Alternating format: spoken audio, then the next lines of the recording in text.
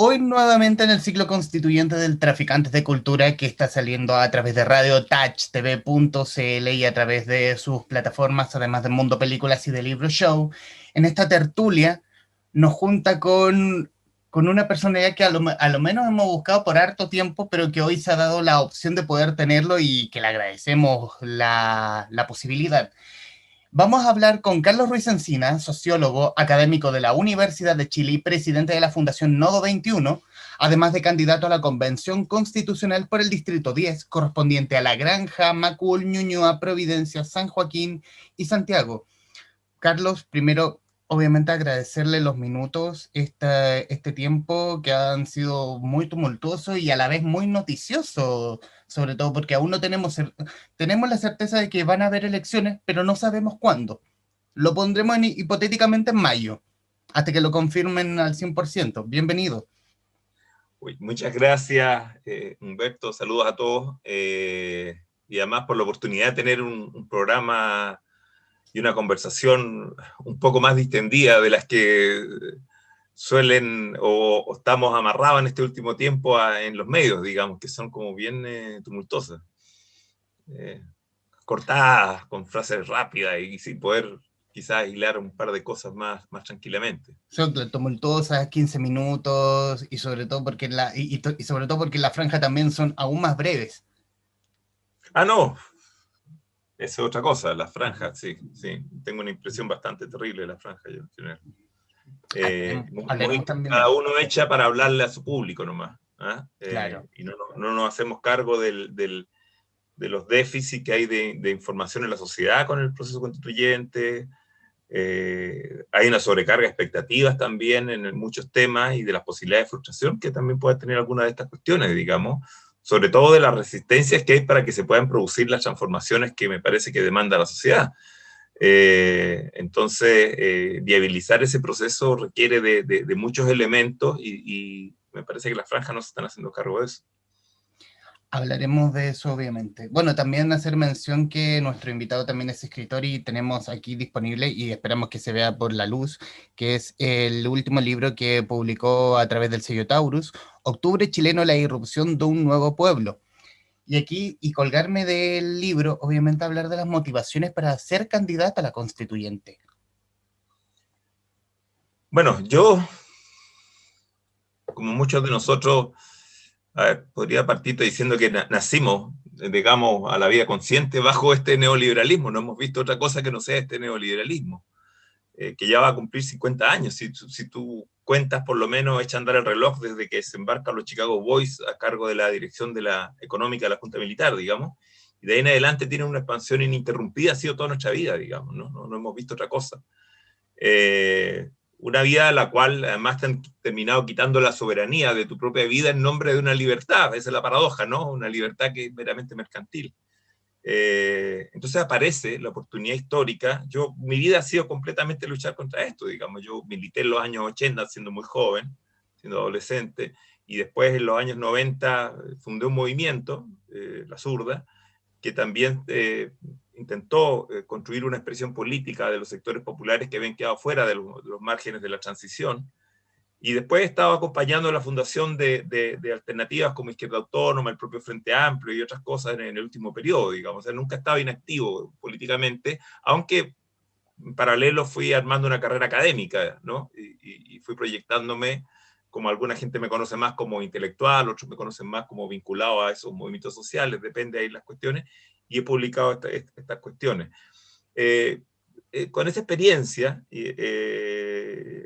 y muy al calor también de lo que es la irrupción de un nuevo ciclo, me parece que ya se termina la apertura de un nuevo ciclo que se termina de sellar desde el octubre chileno, para parafrasear el título del libro, ¿no?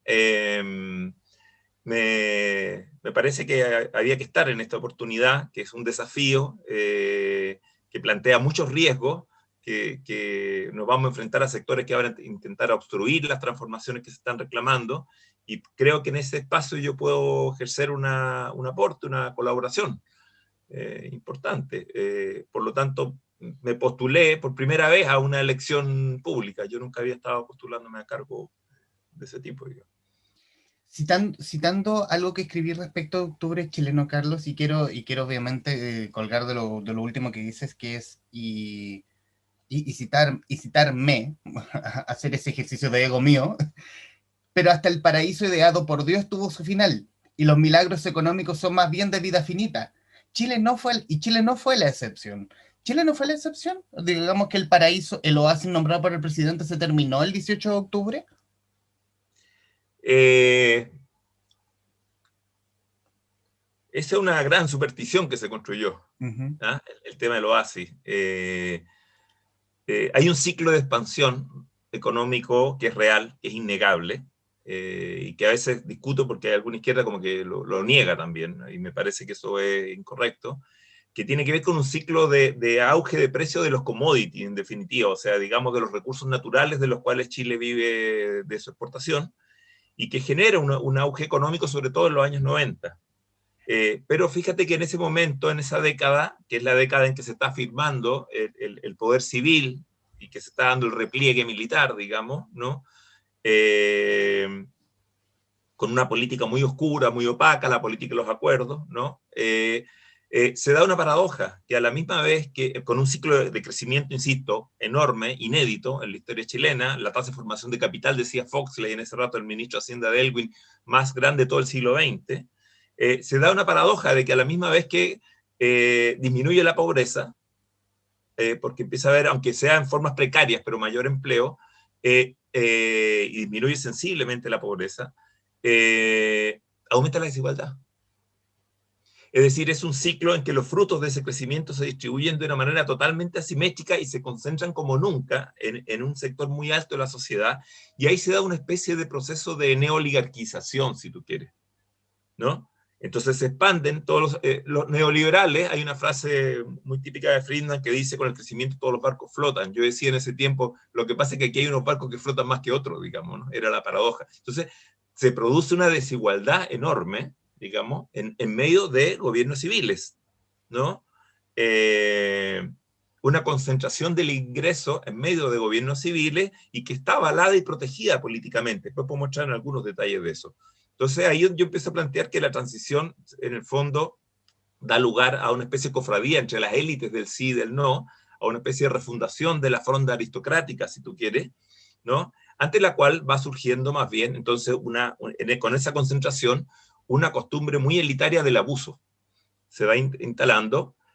A eso se empieza a reaccionar por distintos movimientos, que yo creo que al principio son movimientos como de una bandera, ¿no?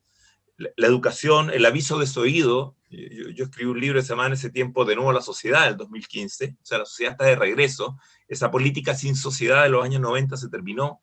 La revolución pingüina del 2006 es como el aviso desoído, si tú quieres. Pero después de eso, el 2007 viene la rebelión de los trabajadores subcontratistas, que son nuevas formas de fisonomía del trabajo, que incluso chocan con los viejos trabajadores sindicalizados, digamos. ¿Ah? Después siguen los conflictos, en fin, medioambientales, que generalmente son anti-extractivistas. Después empiezan a aparecer y a crecer los movimientos también con mucha fuerza feminista. Se proyectan a una escala que no tenían antes, sencillamente, hasta que llegamos a tener los 8 de marzo más grandes de América Latina. Un crecimiento que no para. Aparece el tema de las pensiones, empiezan, entonces se van, y todos estos movimientos que eres de una bandera confluyen por primera vez en un solo baremagma, digamos, gigantesco, en octubre, ¿no? En octubre, entonces se transforma en un gigantesco movimiento en el cual yo insisto que es una polaridad ante esa oligarquía del 1%, de esa élite del sí y el no, es la configuración de una nueva geografía social y de una nueva geografía cultural que es distinta a la del siglo XX, que son los hijos de esta modernización capitalista llamada neoliberalismo, digamos, ¿no? Que tienen nuevas contradicciones, que no tienen representación institucional, que con una tarjeta de Falabella pagan los déficits de protección social, pagan el médico, digamos, ¿no? Que son formas de explotación que no existían en el siglo XX, ¿no? Y que por lo tanto entonces explotan sin representación de las viejas banderas políticas, tampoco de las nuevas, paréntesis, ¿eh? Tampoco el Frente Amplio, o sea, no aparecen representados con esas banderas políticas, pero tampoco las viejas organizaciones sociales. Entonces ahí yo insisto, aquí hay un sujeto nuevo en, en, en, en, en formación, en desfile, en irrupción, digamos, ¿no? y que carece de institucionalidad que procese sus conflictos de intereses, es negado. Entonces demanda reconocimiento. Esa antípoda negación, reconocimiento, me parece que es el tema fundamental de la Constitución, de una institucionalidad que está pensada para procesar los conflictos de intereses del siglo XX, no del siglo XXI. No este individuo, no esta mujer, por ejemplo, del hogar monoparental, por ejemplo, que no encaja en esa definición de familia absurda de la Constitución del 80, por ejemplo, ¿no? Que es la vieja estructura familiar, etcétera, ¿no? De la feminización del trabajo, etcétera. Una cantidad enorme de nuevos sujetos, de nuevas formas también de explotación, que ya no tiene que ver con la vieja forma de plusvalía que se tematizaba, ponte tú, Marx, y el trabajador que salía industrial de la fábrica y que no le pagaban todo lo que había en general de esa plusvalía. Hoy sería un privilegio que esa fuera la única forma en que te explotaran, digamos, ¿no? Las FP son las pensiones son una explotación también redoblada, ¿no? De tu salario diferido, ¿no? En fin, entonces esto escaló a otro proceso con otra cantidad de ejes, de contradicciones, de intereses, de demandas de reconocimiento y también de fórmulas culturales que están en este rato recorriendo. Por eso aparece ese individuo con ese cartel, ¿no? Demandando reconocimiento. Eso me parece que yo por lo menos intenté capturarlo y mostrarlo desde ese modo. El tremendo anuncio de una nueva época en que estamos metidos. O sea, mencionas que la demanda de derechos sociales obviamente se le escapó a la Concertación cuando llegó al poder en los 90, e incluso se le escapó al Frente Amplio, que vendría siendo como ese, que se vistió con ese aire nuevo de la vieja Concertación. Bueno, yo creo que nosotros ya veníamos recorriendo un abismo entre política y sociedad, yo lo había planteado así muy grande, con tasas de participación de 30 o menos electoral, menos porcentaje, que el 25 de octubre subió a 40%, pero generalmente hace mucho tiempo que veníamos arrastrando una situación de inexistencia de grandes mayorías políticas. Pero todos los análisis seguían como una especie de inercia noventera, de hablándote del conflicto de la esfera política como si fuera realmente representativa, cuando lo que iba creciendo afuera era más bien un desborde de la política, que se termina ya de patentar ya absolutamente y de manera indiscutible, ¿no? En octubre, ¿no? En eso, claro, la concertación completamente superada, pero también, y en general todo el régimen político de la transición, pero también yo venía insistiendo hace mucho tiempo en el Frente Amplio de que tenemos el taxímetro corriendo, decía yo, ¿no? No estamos aprendiendo, etcétera, hay que hacerse cargo de estas nuevas fracciones sociales, etcétera. Y ahí es donde también pierde anclaje.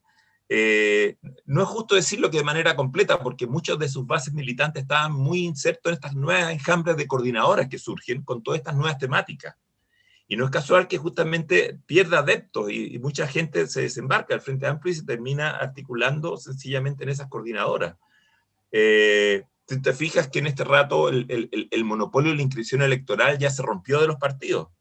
Se produce un enjambre de inscripciones independientes, listas, etcétera, que eso también está instalando un cambio político que yo diría que todavía no somos capaces de sopesar completamente cuando vengan los otros, porque esto fue para la constituyente, pero se va a expresar también posiblemente en los procesos presidenciales y de renovación parlamentaria, etcétera, con muy desbordante implicancia, digamos. Entonces, esto está abriendo una situación completamente nueva, y en ese sentido yo creo que reclama una refundación de la política, absolutamente, de las formas de representación, porque están completamente al debe con este abismo, como te decía, que hay entre política y sociedad, lo cual también plantea una demanda muy fuerte, muy importante, muy trascendente sobre el proceso constituyente, ¿no? Uh-huh. Carlos, vas como independiente por el Distrito 10, la lista Pro Dignidad. ¿Cómo fue ese acercamiento? ¿Tú te acercas a ellos se acercan a ti como para pedirte consejo y ser candidato en su lista?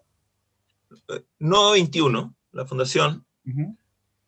conversó con el Frente Amplio y se puso a disposición, yo diría muy temprano, antes que se produjera esta avalancha, oye, porque estamos llenos ahora de candidatos, ¿no? Y antes que se produciera esta fragmentación, esta dispersión,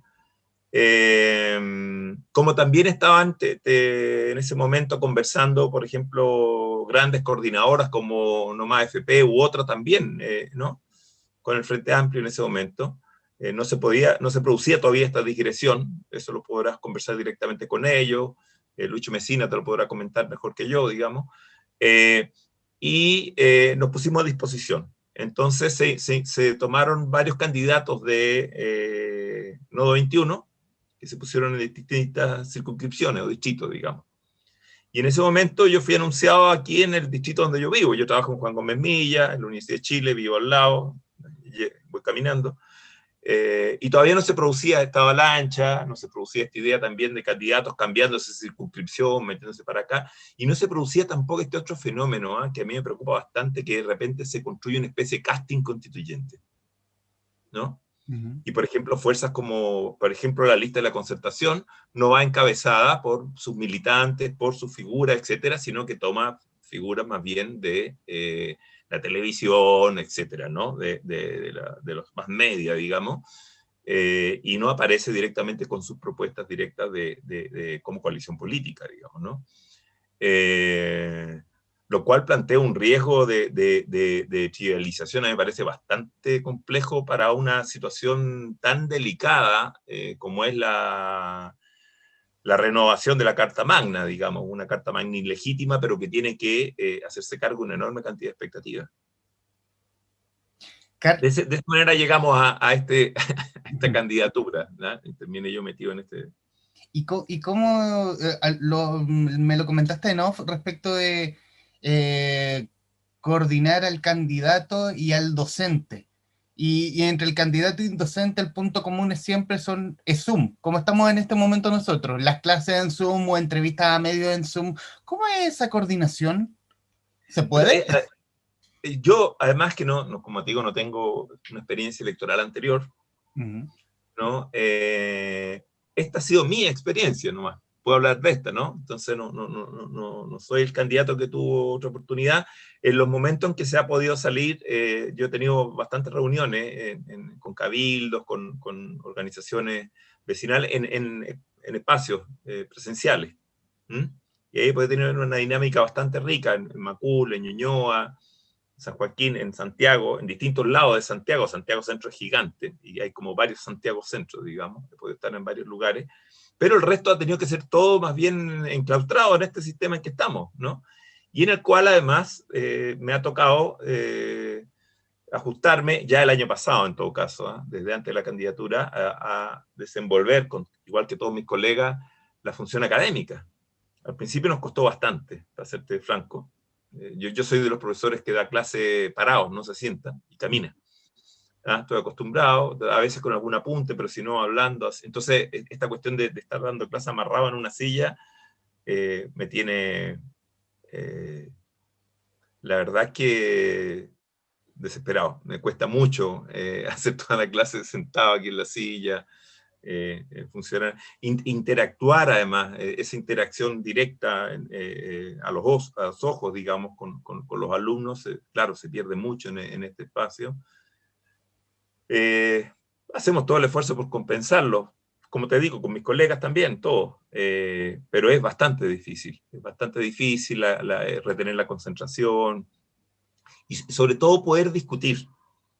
Hay una cuestión muy compleja en la función nuestra, ahora me refiero a la otra como académico, que no es solamente transmitir conocimiento, que eso es un poco, y hasta cierto punto te diría más fácil, uno sabe tal cosa y la expone. El problema es enseñar a pensar. El problema es estimular, en mi caso, por ejemplo, lo que podríamos llamar la imaginación sociológica, ¿no? Uh-huh. Construir gente que entonces se pueda plantear problemas que incluso nosotros no nos hemos planteado, por ejemplo, ¿no? Y que puedan echar a andar más allá las fronteras de la producción del conocimiento, digamos. Eso cuesta mucho más. Entonces, en ese sentido, claro, el Zoom se vuelve como una caja que limita un poco, quizás, que desespera y que uno trata de igual motivar, pero a través de estas limitaciones, digamos. En esas condiciones ha habido que lidiar, así mismo como hacer campaña, ¿no? ¿Y cuesta pensar, ha costado pensar en esta campaña? No lo digo por ti, sino a la vez de esta proliferación de candidatos, los mediales y los no tanto. Como te decía, yo no tengo un punto de comparación con una historia electoral anterior, ¿no? Quizás alguien te lo podría responder de una manera más precisa, decir, mire, yo he hecho 6 campañas y entonces puedo elaborar cómo es la diferencia de esta campaña en estas condiciones con cómo se hacían en otras condiciones, digamos. Para mí esta es la única campaña, entonces ha sido todo el rato así, digamos. Eh, Cuando participas, por ejemplo, en cabildos, en cuestiones por vía Zoom, claro, hay gente que igual se toma el micrófono e interviene y entonces estimula mucho más una conversación, pero eso es completamente variable. Hay otra gente que no tiene las mismas condiciones. También está el problema de la calidad de conexión a Internet, etcétera. Entonces establece muchas diferencias, o agudiza muchas diferencias, si tú quieres, ¿no? Que de otro modo no se plantearían con esa intensidad. Conversabas algunos días con Santiago Escobar, candidato también a la convencional por el Distrito 9, y una de las ideas que me mencionaba era la brecha digital. Por lo menos en el distrito donde él va, la brecha digital es enorme. Hasta- ¿Es igual de enorme la brecha en el distrito? En algunas comunas sí. Ujú, Porque además este es un distrito, como tú mismo hiciste el resumen cuando partiste, que yo te diría que tiene una distribución bastante desigual del ingreso, ujú. sobre todo en comunas como La Granja, como San Joaquín, ¿no? Las posibilidades no son las mismas. Ahora, incluso también nos pasa en la actividad docente académica. En el caso nuestro, la Universidad de Chile ha tenido que proveer a muchos estudiantes de los instrumentos para poder recibir las clases. De hecho, nosotros tenemos que dejarlas grabadas porque muchas veces no las alcanzan a tomar completo, se le cae la señal en el momento en que estamos haciéndolo en directo, y entonces después terminan de escucharlo. Muchos de ellos me cuentan que la escuchan en celular, salen para tomar en la calle, para qué sé yo, señal, y terminan de escuchar grabada la clase. En cambio, hay otros que están en su pieza con un escritorio. Es muy dispar. ¿Sí? O sea, esto de alguna manera hace más intensa desigualdades de origen, digamos, antes de entrar a esta situación. Algo que el gobierno no entiende por ninguna parte. ¿Eh? No, si no entiende la pandemia, va a entender la brecha digital. Hablemos de las ideas, Carlos. ¿Qué ideas, fuerza va a empujar Carlos Ruiz Encina en la redacción de una nueva constitución? Mira, a mí me parece lo fundamental, si tú quieres, el eje donde ponerlo, y además que he llamado a mis colegas, a los que van de candidato, a que terminemos de discutir para evitar esta dispersión, esta fragmentación, insisto, en centrarnos en ciertos ejes, porque de lo contrario podemos llegar con una lista gigantesca de elementos que puede ser cercado por la derecha o en general por las fuerzas que se van a poner en una disposición más bien de obstruir los cambios, que ya lo hemos visto, han sacado los dientes, digamos. Paréntesis, ayer en La Tercera venía una entrevista a un candidato de la UDIA, a la constituyente, que decía, yo voy a ir a defender la constitución del 80, tal cual el titular. ¿Ah? O sea, votó por el rechazo y más encima después se postula como candidato para ir a defender la constitución del 80. ¿No? No O me sea, imagínate. extraña. Claro, y por lo menos lo declara, porque imagínate los que no lo declaran. Entonces, a mí me parece que hay que reconocer a esta nueva, insisto, geografía social y cultural, ¿ah? Que representa como tal unos conflictos de intereses que no tienen reconocimiento institucional. Por ejemplo, esa medida en que el crédito termina siendo una extensión del salario para paliar los déficits de protección social. Es un crédito que ya no es de consumo. Nosotros ya no habíamos estado haciendo una serie y el año 2018 recogíamos 77-78% de los casos que habían en tribunales civiles, de justicia civil, eran por deudas, pero por deudas que no eran de consumo, sino eran por deudas de educación, por deudas de salud, por deudas de vivienda, por deudas de déficit de protección social. Y un poco volviendo al inicio, ese es el oasis que se cayó, ¿no? Yo decía, estos profesionales no son asociables, por ejemplo, a los viejos profesionales de hace 50, 60 años. Entonces, el hecho de agarrar ahora un título y la proliferación de profesionales se planteó en algún rato como ese oasis que realmente no existe, ¿no? Y son más bien una zona gris, es imposible estamparles el cartel de clase media con lo que eso significaba hace 40, 50 años atrás. ¿no? Tienen unas condiciones muy distintas, están sometidos a este tipo de inestabilidades, y eso no tiene procesamiento institucional, no tiene reconocimiento, no tiene estadística en los ministerios, ¿no? Es un mundo que es silenciado, que es negado. Nuestro problema, me parece a mí fundamental, es abrir la puerta a ese mundo. Y ahí donde me parece que hay que construir un reconocimiento institucionalmente sancionado a formas asociativas de la sociedad civil, que puedan lidiar con ese abuso de la concentración de poder elitaria de la oligarquía del 1%, digamos. Permíteme ponerte un par de ejemplos. O sea, por ejemplo, que permitan democratizar la discusión del uso del suelo urbano. En este momento no hay cómo contraponerse al poder unilateral de las inmobiliarias. Están incluso por sobre las municipalidades. Ni siquiera las autoridades que tú elijas como autoridades municipales se pueden contraponer. Entonces la Cámara Chilena de la Construcción construye la ciudad a su antojo, sencillamente, ¿no? La ciudad no es reflejo de sus habitantes. Si nosotros construimos consejos y habilitamos que a todo nivel asegure la representación ciudadana en nivel barrial, comunal, regional y nacional, ¿no? Con garantías, por ejemplo, con financiamiento, igual que a los partidos, a esas organizaciones ciudadanas, con fuero para que puedan participar. Entonces, esos poderes que en este rato no tienen contrapeso se tienen que enfrentar a una capacidad de determinación constitucionalmente sancionada. Voy a otro tema, el orden público, por ejemplo. Si también se constituye una policía civil, que de alguna manera tiene que obedecer a autoridades civiles, pero que también tiene que entenderse con estas representaciones ciudadanas a todo nivel, porque son los vecinos de cada lugar los que saben cuáles son las prioridades del orden público. Las prioridades del orden público van a ser las mismas aquí en Ñuñoa que, por ejemplo, en el Hospicio o en Temuco, etcétera, ¿no? Entonces, es necesario abrirle la puerta a estas formas de determinación si es que entendemos que este proceso constituyente es fundamentalmente una oportunidad de redistribuir el poder en la sociedad. Esa enorme desigualdad de distribución del poder en la sociedad es lo que hay que compensar. Y para eso hay que habilitar, yo diría, no necesariamente siempre más Estado, en algunas cosas más Estado, pero no es llegar y más Estado, como pensaba la vieja izquierda, es poner más sociedad. Respecto a ese último punto, estaba viendo hace algunos días un reportaje, creo que en CNN, respecto de la proliferación de estas megas construcciones en las dunas de Concón. O sea, aquí me doy cuenta que probablemente quien tiene más poder en la municipalidad no es el alcalde, sino el director de obras, que hace básicamente lo que quiere con la anuencia de las inmobiliarias, que ven un terreno que debiera estar protegido de biodiversidad, o paras un edificio de 50, 100 pisos y, y parece que a nadie le interesa. Y aparte de la vulneración de, por ejemplo, medioambiental de la que tú mencionas, podría agregar a eso, por ejemplo, también el atropello patrimonial. O sea, el patrimonio arquitectónico que han sido completamente demolidos, ¿no?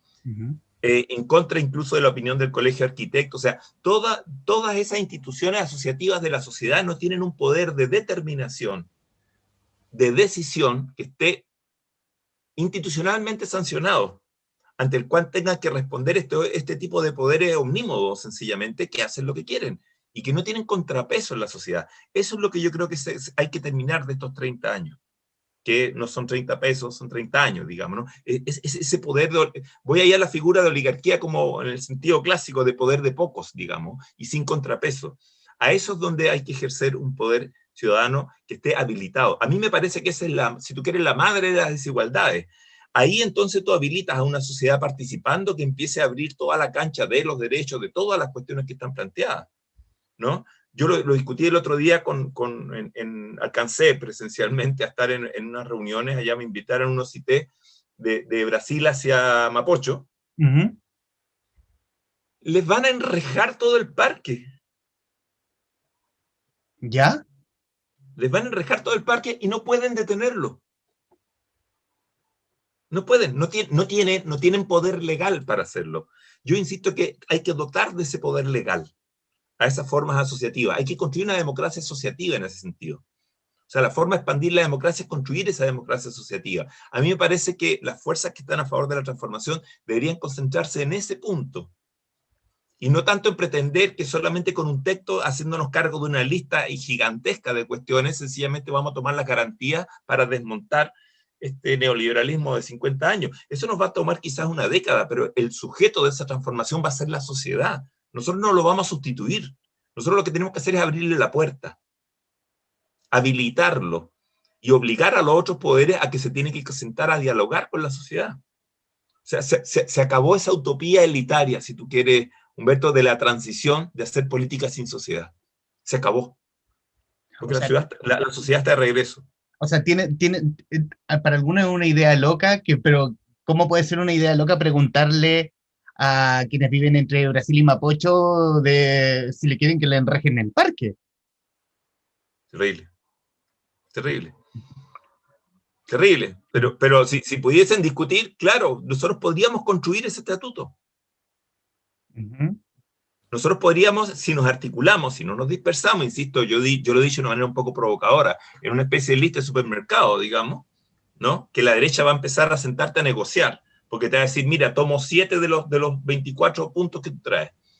¿Ah? Y entonces te van a quedar 14 fuera. Son 14 movimientos sociales, coordinadores que quedan fuera. No es cualquier cosa. Y van a intentar hacer eso, porque van a intentar reconstruir la política y los acuerdos al estilo 90, digamos, lo que Lechner llamaba el quietismo, ¿no? ¿No? Eso no es posible ante esta sociedad que tiene una propensión a la movilización enorme. Y al contrario, esos sectores obstruccionistas se van a tener que hacer responsables de inaugurar más bien un ciclo prolongado de inestabilidad política, si siguen obstaculizando de la manera que se lo están proponiendo las transformaciones. Por el contrario, me parece que hay que tratar de abrir espacios institucionales para que ese tipo de conflicto de intereses se exprese y no termine en los tribunales judiciales. Quiero citar una parte un extracto del Manifiesto Ampliar la Democracia que lanzaste el lunes pasado, que lo encontré muy interesante y creo que está acorde a la conversación que estamos teniendo ahora. Derrotar el neoliberalismo no será fácil. Quienes luchamos por las transformaciones radicales debemos enfrentar una aguda fragmentación de demandas e intereses populares. La movilización social que abrió el proceso constituyente provino de casi 2 décadas de diversas luchas de resistencia a este neoliberalismo extremo, cada una con su propia bandera. Esto nos plantea la necesidad de abrir un diálogo y concentrar esfuerzos para evitar la dispersión que use las fuerzas conservadoras para vetar cambios sustantivos. Aquí yo quiero irme, y es precisamente cómo están conformadas las listas cada una, cada lista. La derecha, y ha sido históricamente, la derecha va ordenadita, va a una sola lista, versus la izquierda, centro-izquierda, que va como entre la Apruebo Dignidad, la lista del Apruebo, la lista del Pueblo, y partidos que van con sus listas propias. O sea, van dispersos. ¿Cómo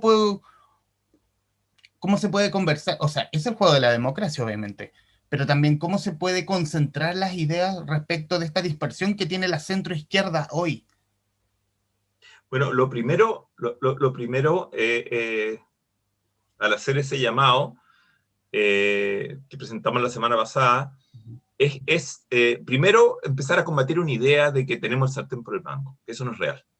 O de que el 80% que se manifestó el 25 de octubre, ¿no?, se va a trasladar mecánicamente a una proporción de ese tipo en la convención. Tú sabes que en la convención la derecha con un tercio primero ya tiene capacidad de veto. Segundo, yo diría que a eso sumaría que hay una élite de la concertación que ha trabajado directamente capturada por los grandes intereses empresariales, que tampoco es posible sumarla a los otros 2 tercios, ¿no? Que ha trabajado en los directorios de la AFP, como Viera Gallo, como Jimena Rincón, que ha trabajado en el grupo Luxich, como Nicolás Aguirre, Celeste Alvear, o al frente de las sanitarias, etcétera, como Guillermo Pickering, etcétera, o René Cortázar, en fin. Entonces, esos sectores van a ponerse de una manera del lado de la obstrucción, digamos, de estas transformaciones, y por lo tanto no es posible trasladar mecánicamente esa idea de una mayoría sencillamente que va a arrasar en el...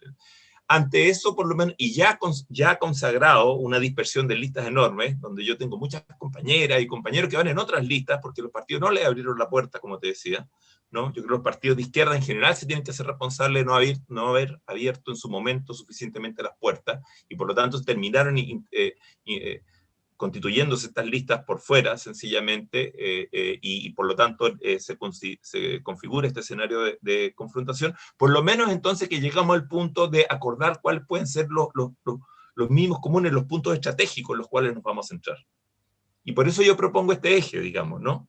Este eje, que no piense la gente que unos iluminados constituyentes vamos a sustituir el papel de la sociedad, el papel de esas fuerzas sociales en un proceso de transformación que va a ser prolongado. Por el contrario, lo que nosotros necesitamos es abrirle estatuto institucional de poder de decisión vinculante a esos actores para que avancen en transformaciones que no van a ser ni lineales ni fáciles, porque las reticencias van a ser enormes. Entonces aquí, por un lado, no sobrevalorar y por otro lado, no subvalorar a quien tenemos enfrente. Sí, este es un país que a escala universal prácticamente es el único que va a cumplir casi medio siglo de neoliberalismo. Permíteme un breve excurso, digamos. Aquí se instala el año 75 con los Chicago Boys, la transformación neoliberal, y no para de avanzar hacia adelante, primero con apellido militar y después con apellido civil, ¿no? El neoliberalismo se instala en América Latina con la transición a la democracia, no con los militares. Los militares mantienen la vieja industrialización por una vía autoritaria, que es distinto, pero es Menem en Argentina, es Fujimori en Perú, es Brasil, es Cardoso, en México es Carlos Salinas de Gortari, es en los años 90 recién. Entonces, el nivel de transformación que se puede apreciar en la sociedad chilena por el desarrollo de medio siglo, de casi prácticamente 46 años de este modelo, y el nivel de transformación de la sociedad a nivel de su estructura social, pero también de sus parámetros culturales, no es apreciable en otros lugares. Yo te cuento que yo sigo también en foro a propósito de Zoom, de Flaxo Ecuador, reuniones, bueno, en fin, Flaxo Argentina, otras reuniones, y te preguntan mucho de afuera, porque nos volvimos a convertir en un foco de atención. Porque si allá afuera se dan mucha cuenta, es muy obvio que la revuelta popular chilena no reproduce la fisonomía que ellos observan. Los argentinos te preguntan, che, y los sindicatos y los gremios, ¿cómo no iban delante de estas marchas, no? ¿Por qué no? También te pregunto por los partidos. Los otro día me preguntaban también en una conferencia con Brasil, ¿por qué los chilenos celebran tanto el retiro? En ese rato era el primer retiro del 10% de los fondos provisionales. ¿Por qué lo celebran tanto? No entendían. Ese jolgorio que se arma esa noche, ¿te acuerdas? Gigantesco. Y le digo, oye, pero si era porque en realidad uno daba por perdido esos fondos. Ellos creían que era como que, ¿por qué aplaudes que vas a un cajero y pones la tarjeta y sale plata? No, no es eso, ¿no? O sea, el nivel que alcanza la privatización de la reproducción social en Chile, el nivel de mercantilización que alcanza, no lo pueden creer afuera. No hay ninguna universidad pública en toda América Latina que no sea gratis, excepto la chilena, ¿no? Y que pues, 400, 500, 600, depende de la carrera, $600 mensuales tú pagues en la universidad estatal, ¿no? Mensuales, a ellos no les cae la cabeza, sencillamente, ¿no? ¿Para qué hablar de las privadas, digamos, no? Entonces, aparece una serie de contradicciones que son propias de este neoliberalismo avanzado, yo lo he llamado, o neoliberalismo extremo, que no existen prácticamente con ese nivel de intensidad en otras partes, y que le terminan de imprimir al conflicto social chileno una novedad, si tú quieres, que llama mucho la atención, ¿no? Por eso yo hablo de un nuevo pueblo. De ahí es donde viene el tema, de estudiar los cambios de estructura social. Esto también plantea unos desafíos enormes a la izquierda de actualización, ¿eh? Respecto a la nueva fisonomía de la sociedad chilena del siglo XXI, que ya no es la vieja fisonomía de aquellas clases medias desarrollistas del siglo XX y de aquel movimiento obrero industrial del siglo XX. Son estas nuevas formas del trabajo, ¿no? Que además se vuelven ubicuas sobre la vida cotidiana, que ya salieron de la oficina y de la fábrica y te tienen trabajando a cualquier hora y en cualquier lugar, sencillamente, ¿no? Y por lo tanto se tornan completamente invasivas de las viejas estructuras de socialización, diluyen la familia, crean otro tipo de conflicto, etc. Todo eso no tiene representación. Todo eso no tiene representación, no tiene reconocimiento institucional, insisto, y por el contrario, es negado. Por eso se estalla por fuera de la política, por eso este desborde de lo político, y por eso el desafío constituyente es abrir la puerta a ese proceso, ¿no?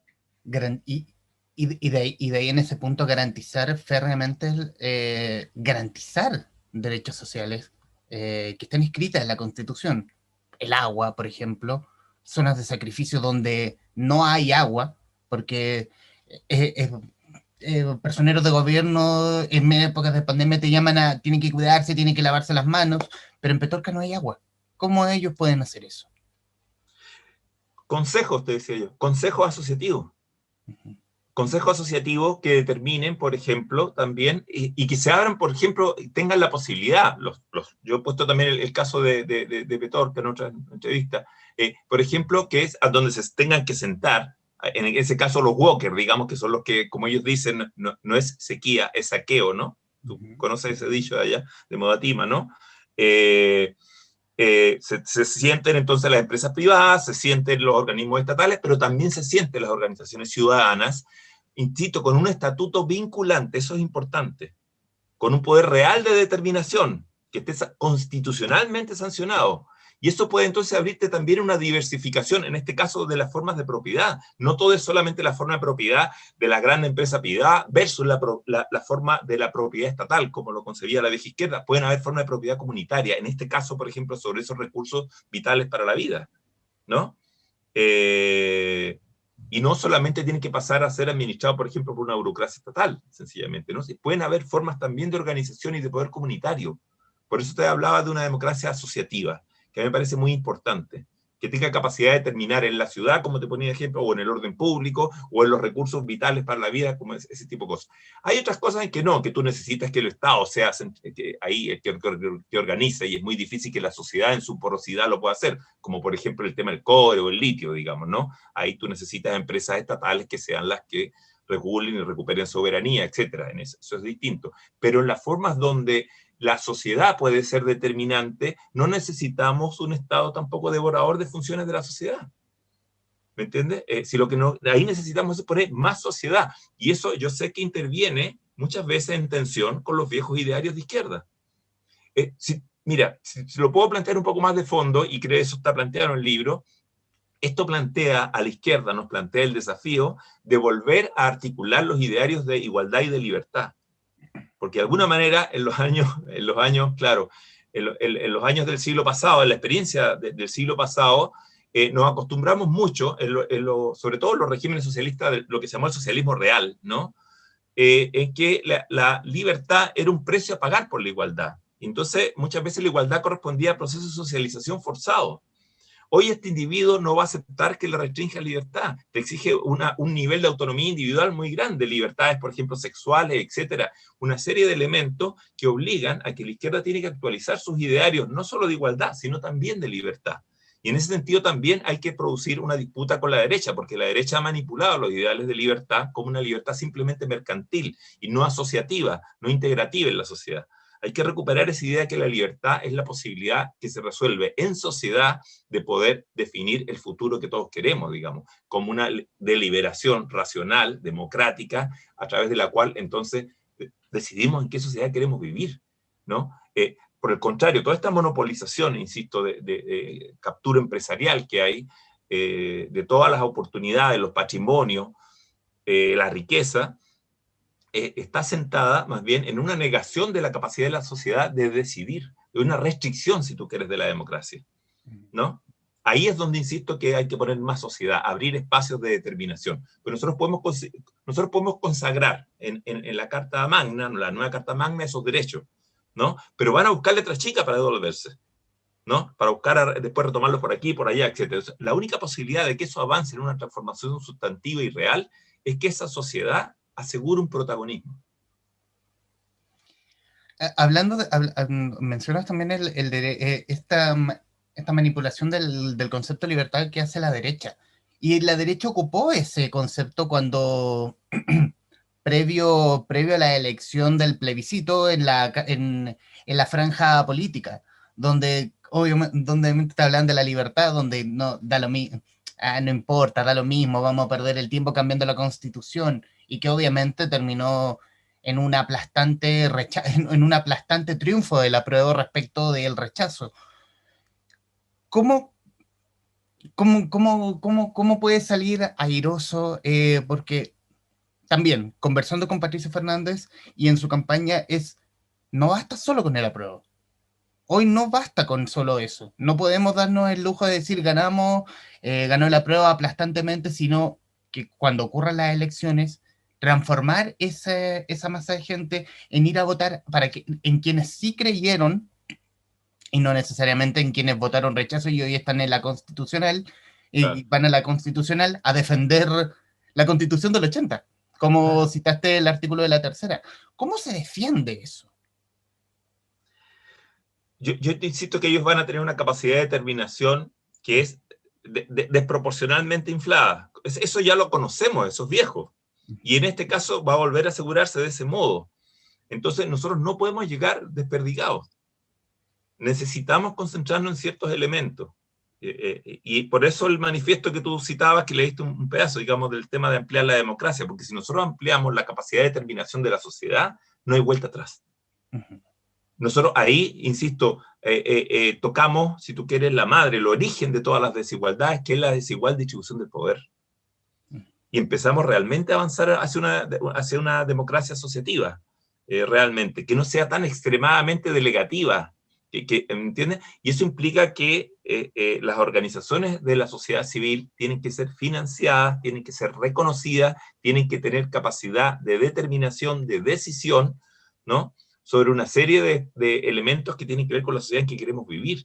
Esto no implica sustituir a la política, ni mucho menos, ¿no? Pero lo que quiero decir con esto polémicamente, Humberto, es que no hay que poner todo el eje en la sala de máquinas, ni solamente en el tema de los quórum, la forma en que está constituido el Parlamento, que si es unicameral, que si es bicameral, que si es presidencialista, que es parlamentarista, que ese es el sistema político procedimental, digamos, ¿no? Sino que hay que ponerlo sobre todo el eje en las capacidades de determinación de la sociedad en este rato, porque, insisto, tenemos un problema fundamental, que es una sociedad en gran medida nueva, sobre todo si la paras frente a la institucionalidad. El descuadre que hay entre institucionalidad y sociedad es gigantesco. No es casual entonces que explota sin bandera, o explota por toda bandera, si tú quieres, por toda bandera es la bandera chilena de luto, ¿no? Pero no la bandera de ningún grupo político en particular, ni de ninguna organización política, de social tampoco en particular. Entonces, es una nueva geografía social y cultural la que explota, y explota por fuera de los canales institucionales, completamente. Desborda toda situación, ¿no? Esa situación está latente. Y ahí es donde a mí me preocupa que empezamos a olvidar que eso pasó. Se ha tratado de echarle tierra encima. Yo he dicho que hemos pasado de una suerte de no lo vimos venir a una especie de aquí no ha pasado nada, digamos, ¿no? Y entonces intentamos de nuevo reconstruir la política como una política elitaria. Me parece que esa es una ensoñación muy peligrosa, porque la crisis social es el gran sustrato que está debajo de la posibilidad de la transformación constituyente. Y está absolutamente latente. Está contenida hasta cierto punto incluso, porque fíjate que han habido asomos y brotes, ¿no? ¿Te acuerdas en el invierno pasado, digamos, ¿no? Absolutamente contenida por una crisis sanitaria también inédita, digamos, ¿no? Pero eso no... yo incluso te podría decir al contrario, ¿eh? Yo tengo la impresión de que el manejo extremadamente torpe que ha hecho este desgobierno ha agudizado las tensiones sociales subyacentes con su manejo de la crisis sanitaria, digamos, ¿no? No ha llegado con la ayuda realmente a los lugares por donde es imposible sostener las medidas que se entregan de la crisis de protección sanitaria, porque son economías familiares que circulan cada 48, cada 72 horas con ingresos, porque trabajan por hacer aseo, por trabajar, etcétera, en los sistemas precarios, no tienen un sueldo fijo a final de mes. Entonces no se pueden llegar y encerrar nomás sencillamente, ¿no? Eso es condenarlos de otra manera. Entonces, claro, subvierte las medidas sanitarias y no se resuelve el problema de los índices que estamos teniendo en este rato de contagio. Entonces, no ha habido reconocimiento de esa situación, al contrario, se ha agudizado. Carlos, cambiándote de tema solo medianamente, hablar de, bueno, hasta estoy ya ni siquiera me acuerdo si la conversación la tuvimos en este momento o previo a grabar, que respecto a la franja política, ¿sirve? Esa es mi pregunta, ¿sirve? O sea, todo depende de cómo la uses, digamos, ¿no? En principio podría servir. Lo que yo he sido crítico, y también me pasó con las elecciones anteriores en todo caso, es que generalmente se hace de una manera muy identitaria para hablarle a los propios públicos ya cautivos, sencillamente, y para refrendar entonces órdenes discursivos ya capturados, si tú quieres, ¿no? como que cada uno le habla a su sector nomás sencillamente, y no salimos a campo traviesa más bien, ¿no? A explicar lo que está en juego en este momento.